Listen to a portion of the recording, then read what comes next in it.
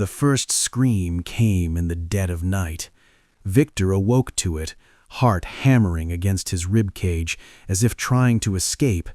The sound had no source, yet it tore through the thin wooden walls of the barrack with the ferocity of a predator.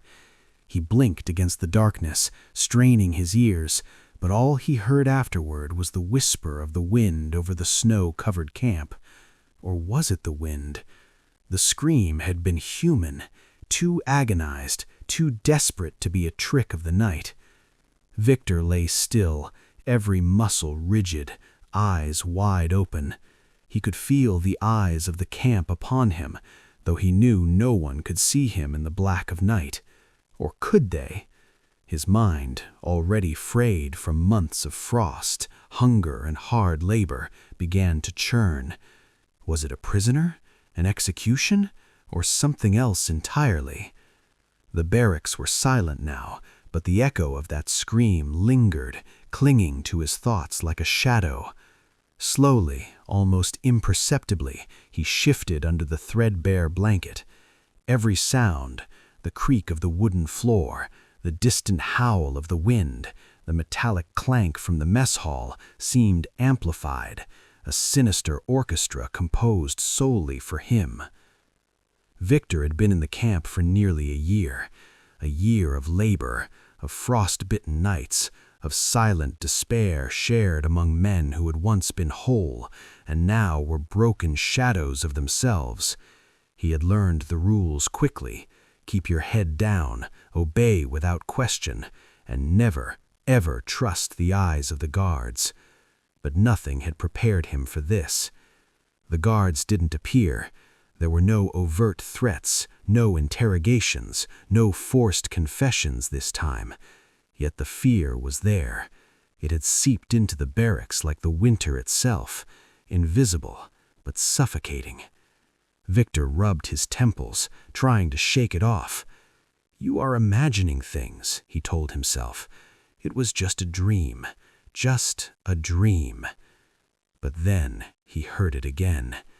This time it was closer, a voice whispering his name. Viktor, Viktor.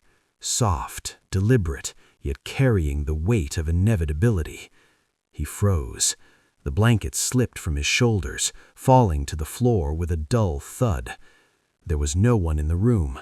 He could see the shadows cast by the dim lantern at the far end, stretching along the cracked wooden walls, but the corners of the room were empty. He rose, knees shaking, and crept toward the door.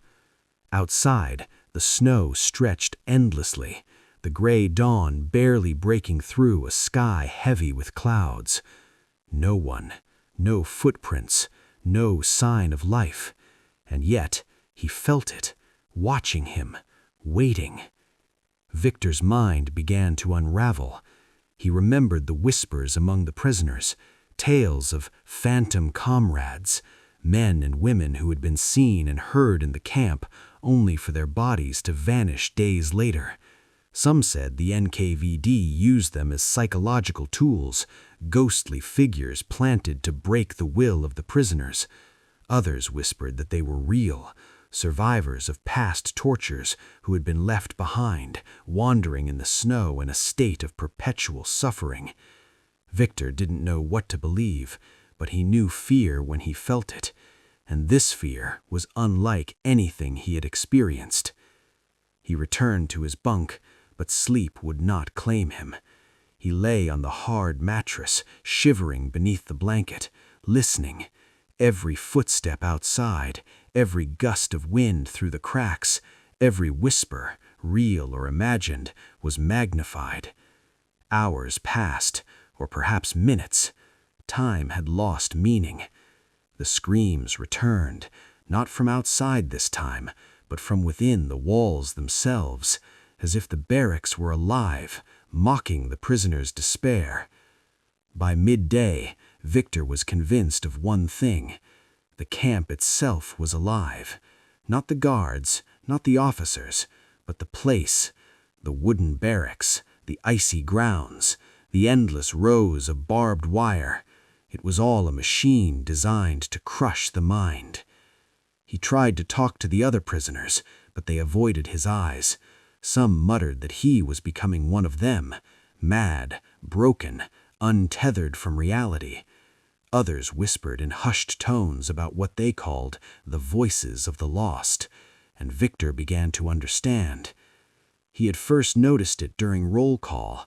A man, tall, thin, dressed in the same rags as the others, had stood beside him. Viktor greeted him quietly. The man nodded but said nothing. When the guards called out names, his name was not there. When Viktor turned to speak to him again, he had vanished. The snow around them was undisturbed. Viktor questioned his sanity. Perhaps it had been a hallucination, the camp's harsh conditions warping his mind. But it did not stop. Every day, figures appeared at the edge of his vision, men and women who walked among the prisoners, silent, pale, eyes hollow. Sometimes they mimicked the prisoners' movements exactly, almost like specters of their own selves. Viktor tried to reach out, to speak to them, but they faded before contact. At night, whispers filled the barracks, murmuring secrets he could not remember in the morning, planting seeds of doubt. By the second week, Viktor no longer knew which of the prisoners were real. He began to suspect his closest companions of being illusions, planted to test his sanity. Even his thoughts betrayed him, echoing with words he did not remember thinking. The lines between reality and fabrication blurred. Was the hunger real? The cold? The weight of the frost-bitten wind on his skin? Or was it all a carefully constructed hallucination designed to dismantle him piece by piece? He began to keep a small notebook, writing down names, faces, times, details, anything that could anchor him to reality. Yet the notebook betrayed him too. He would look down and see entries he didn't remember writing, names of prisoners who did not exist, events that never occurred. Sometimes he found pages filled with despairing pleas, messages he could not recall leaving. It was then that he realized the horrifying truth. The camp wanted him to doubt himself, to question his mind, his senses, his very existence. Every ghostly figure, every whisper, every scream, it was a psychological trap meant to break him before the guards even touched him. And yet, strangely, he felt compelled to continue observing, recording, surviving. One evening, he heard the voice again, closer this time. Viktor. It seemed to come from within the walls themselves. He followed it, stumbling across the snow-covered courtyard. There was no one, yet he felt the presence behind him, always just out of reach. He tripped over a hidden mound of ice, and when he looked up, a figure stood before him. Tall, shadowy, with eyes that reflected his own fear. Viktor's breath caught. He reached out, and the figure dissolved into the fog, leaving nothing but a cold emptiness. He fell to his knees, trembling.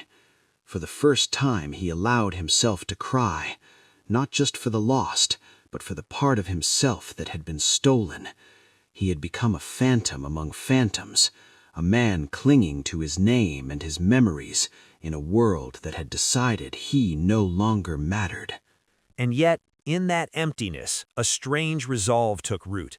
If the NKVD could play with minds, he would fight back in his own way. He would observe, record, and survive, not just for himself, but for the ghosts who could not speak. The camp had taken his body, but perhaps it had underestimated his mind. As night fell again, Viktor returned to the barracks, notebook clutched to his chest. The whispers resumed, but he no longer fled from them. He listened, absorbing, understanding, preparing. Somewhere in the shadows, he knew, the phantoms were waiting, but this time he would not be an easy target. The first part of the journey had begun. Viktor's battle was no longer merely for survival. It was for reality itself. The morning arrived, like a gray tide, swallowing the camp in its relentless monotony. Viktor woke stiff, the cold biting through his thin coat, snow dusting the corners of the barracks. Yet even in daylight he could feel the eyes. Not the guards, their presence was too ordinary, too expected, but something else, something that existed just beyond the edges of perception, waiting to flicker into sight, a shadow that belonged to no one. The courtyard was a frozen wasteland. Men shuffled mechanically between tasks, carrying logs, breaking ice, shoveling snow into indistinguishable piles. Their movements were coordinated, eerily uniform, as if choreographed for some unseen audience. Viktor trudged with them, notebook tucked into his coat, pen ready. He wrote furiously, documenting faces, locations, conversations, anything that could anchor him to reality. It began with a laugh. A faint, hollow laugh, barely more than a rasp of air, floated across the snow. Viktor froze, eyes scanning. There, at the edge of the yard, a man stood watching. Viktor knew him, or thought he did. The man's uniform was ragged, frostbitten, and yet he moved with a fluid grace that no prisoner should possess. Viktor stepped forward, and the figure tilted his head, smiling without expression. Then, as Viktor blinked, he vanished. The snow around him remained undisturbed, as if he had never existed.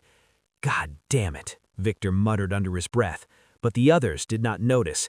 Their eyes were fixed on the cold horizon, minds already dulled by months of the same routine. Viktor knew he could not speak of what he had seen. The camp punished doubt more severely than failure. By midday, the apparitions multiplied. Shadows flitted in the peripheral vision of every prisoner Viktor passed. Figures appeared in the barracks when no one was supposed to be there.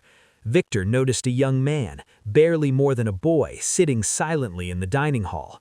The boy's lips moved, whispering words Viktor could not hear.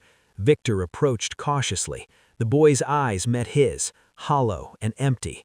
"Viktor," the boy breathed, and then vanished as Viktor drew near. It was becoming impossible to discern what was real. Viktor's fellow prisoners murmured among themselves, some noticing the oddities, others denying them entirely.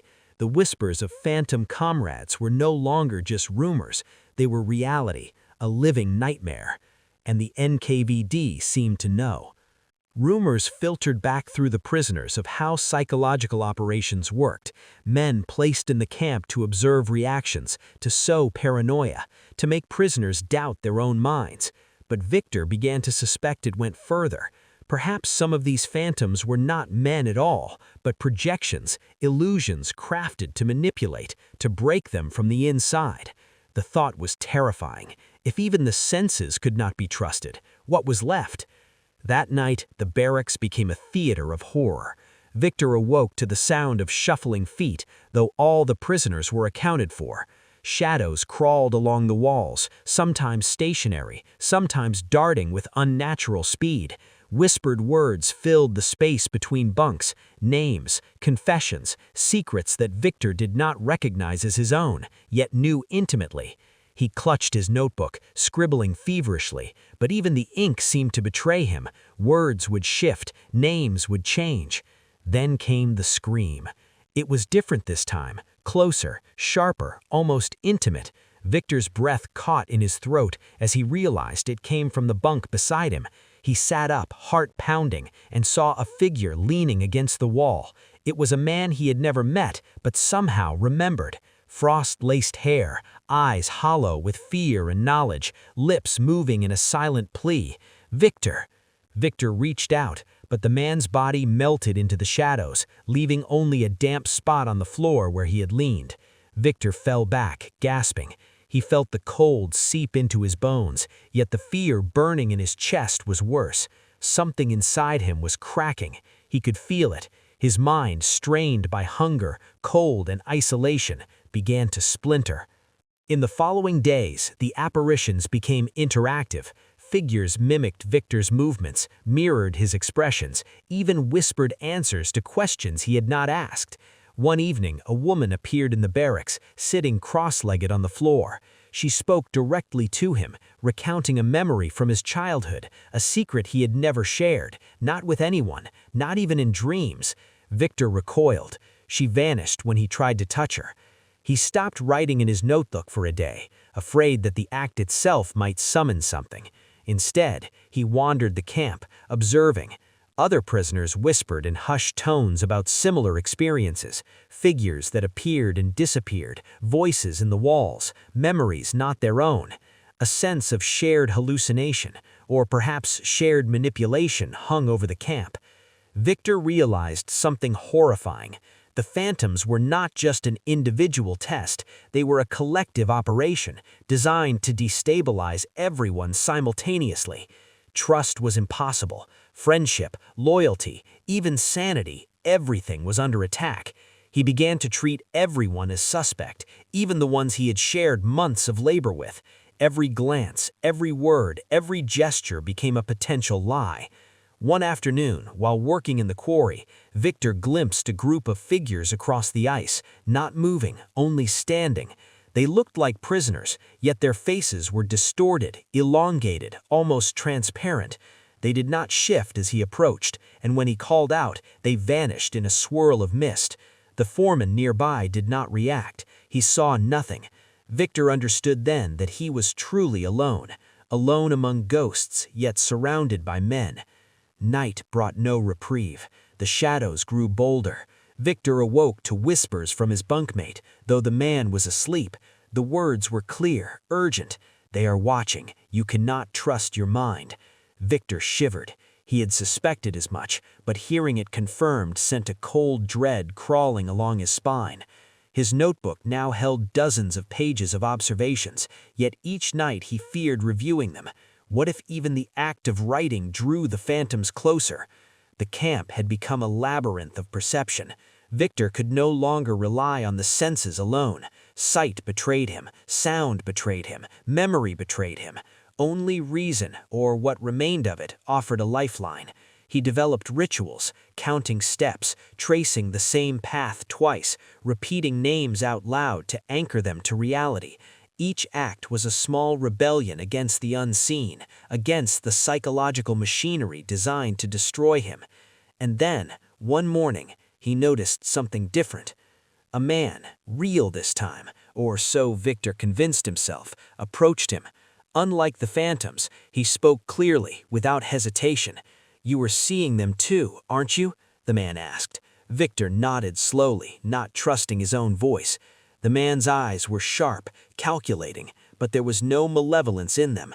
"Then you understand," he said. "The camp is a machine, but we can use it. They fear those who notice." Viktor listened, wary. Perhaps it was another trick, another layer of illusion. Perhaps this man was a phantom as well, designed to lure him into complacency. Yet the seed of understanding had been planted. If the phantoms existed to break them, recognizing them might be the first step to resisting. Storytelling and complete immersion. By the end of the second week, Viktor's nights had transformed. No longer did he shrink from the shadows. He observed them, cataloged them, studied their appearances and patterns. He noted which figures mirrored his movements, which whispered truths, which vanished when confronted. Every interaction became data, every hallucination a puzzle. The phantoms had not stopped, but Viktor's fear had changed. It was no longer paralyzing, it was fuel. He began to speak softly to the shadows, asking questions, testing responses. He discovered inconsistencies, patterns, limits. They were powerful, terrifying, but not omnipotent. Somewhere within the endless night of the camp, a glimmer of control emerged, and Viktor realized the NKVD had underestimated him. The camp had grown colder than ever, the sky a relentless gray, pressing down on the frozen earth like a leaden lid. Viktor moved through the courtyard with purpose, notebook clutched tightly, but even in daylight the shadows lingered. He had learned the phantoms' patterns, the moments they appeared, the subtle cues that preceded their manifestation, but he also knew he had no true safety. It began that morning with a whisper that cut through the frozen air. Viktor stopped mid-step, heart hammering. Viktor. It came from the barracks, soft but insistent, curling around his mind like smoke. He did not respond, but he felt it brush against the edges of his consciousness, probing for weakness. By now, he had accepted that these figures were a part of him as much as the frost-bitten walls, the barbed wire, and the endless snow. They were designed to unsettle, to confuse, to fracture reality, but he had learned to observe, to catalog, to resist in small ways. He had rules. Never follow them blindly, never speak unless necessary, never let the shadows dictate his emotions. Yet that morning was different. Viktor saw them before anyone else could, a group of prisoners, or phantoms, standing near the gate, their forms hazy, almost translucent. They moved in unison, eyes fixed on him. He counted them. 1, 2, 3, but when he blinked, there were 6, then 9, then a dozen. His mind raced, and the icy grip of panic began to return. He focused on his breathing, steadying himself, grounding in the small rituals he had developed, counting steps, tracing the path through the courtyard, reciting names. He realized the phantoms were testing him, pushing him toward a breaking point, and he also realized, painfully, that they were winning small victories every day he let fear take hold. Viktor returned to the barracks that evening, shivering and exhausted, and collapsed onto his bunk. The shadows had followed him inside. Figures hovered in corners, perched on bunks, leaned against the walls. One, a man he did not know, stepped forward, whispering, "You cannot hide from us. We are everywhere. You are nothing here." Viktor closed his eyes. He refused to respond, refused to react. Yet the voice, the presence, burrowed deeper than any frost or hunger ever had. It was intimate, personal. It knew him, or it claimed to, and Viktor began to fear that perhaps it did. He opened his notebook, hands trembling. He wrote feverishly, trying to anchor himself. Every observation, every anomaly, every whisper. But the notebook betrayed him yet again. Pages shifted when he looked away. Names and faces he did not recall appeared among his careful records. Even his own handwriting seemed unfamiliar, alien. And then the scream. Not the distant, echoing scream of before, but a scream that tore through the walls of his mind, a scream that carried a name, his own, Viktor. It reverberated inside him, rattling the fragile framework of his perception. He clutched his head, rocking back and forth, and saw figures rising from the floor, their outlines shimmering with frost and despair. He realized the horror of what the NKVD had accomplished. It was not merely to break bodies, to starve, to labor, or to execute. It was to fracture reality itself, to make every shadow, every sound, every fleeting vision a weapon, to make men doubt their very existence. Viktor rose to his feet, hands shaking, and shouted into the darkness, "I am here. I am real." The phantoms paused. They did not retreat, but there was a flicker, an uncertainty. Viktor pressed further, voice rising, filled with every ounce of defiance left in him. "I see you. You do not control me." For a moment, the camp was silent. The shadows hung frozen, then began to recede slowly, slipping into the corners, dissolving like mist under sunlight. Viktor's chest heaved. He was exhausted, trembling, but the fear that had dominated him for weeks had weakened, not disappeared, but weakened. The next day brought no relief, no victory, no comfort. The camp was still bitter and cruel. The snow still cut through flesh. The labor was relentless, and the guards were ever watchful. Yet Viktor had discovered something profound. He had learned to fight the mind itself. He had discovered that awareness, observation, and ritual could provide a sliver of control even in the most controlled environment. In the following weeks, he experimented cautiously. He spoke to the phantoms, not as a victim, but as an observer. He tested their limits, noted patterns, learned the triggers that caused them to appear and fade. Some of the prisoners noticed subtle changes. Viktor no longer flinched, no longer stumbled, no longer whispered in panic to himself. Others feared him, some called him mad, but Viktor had found a method to survive. And then, in the dead of one long night, A figure appeared, unlike any before. A woman, tall, her hair pale as frost, her eyes reflecting his own exhaustion. She approached him slowly, deliberately. "Viktor," she said, "they are afraid of you now. Do you understand?" Viktor shriveled, shivering. "Afraid?" he asked. "Yes," she replied. "They cannot control what they cannot break, and you see them, you observe. That is power in this place." Viktor's mind raced. Could it be true? Could he, a single prisoner, truly wield control over the psychological machinery of the camp? Or was this, too, an illusion, a cruel trick to unseat him again? Yet for the first time, he felt something other than fear, determination.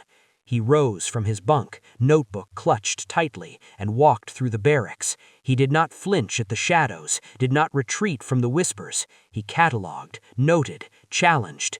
Every phantom that appeared, every figure that tried to unsettle him, was met with awareness, with resistance. By the end of the night, he sat alone, exhausted, but a strange clarity had settled in his mind. The camp was still a machine, still cruel, still relentless, but he had found a foothold in reality. He had learned to distinguish between what was real and what was designed to deceive. He had reclaimed a piece of himself that the NKVD had thought broken beyond repair. And though the shadows lingered, ever at the edges of vision, Viktor knew one thing: he would endure. Not because the phantoms would vanish, not because the cold or hunger would relent, but because he had learned the most important lesson of all. The mind is a fortress, and awareness is the key.